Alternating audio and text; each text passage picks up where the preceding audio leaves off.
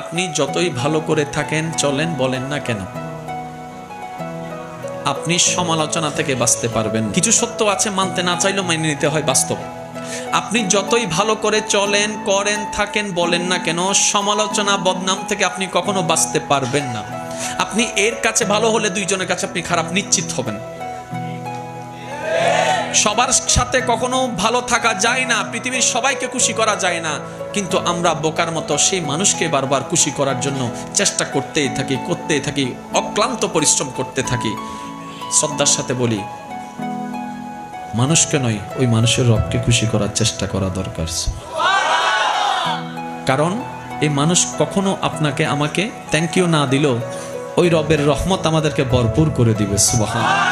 তাহলে সমালোচনা, বদনাম আপনি যদি মনে স্থান দেন, আপনার মন বারবার আঘাতপ্রাপ্ত হবে, কষ্ট পাবে। তাহলে যেই জিনিস আমাকে বারবার আঘাত দিবে সেটা আমার রাখার দরকার নাই। সেজন্য সবাইকে শুধু ক্ষমা করতেই থাকবেন। মনে রাখবেন, যে ক্ষমা যত বেশি করতে থাকে তে তত বেশি সুখে শান্তিতে থাকতে পারে। সুবহানাল্লাহ।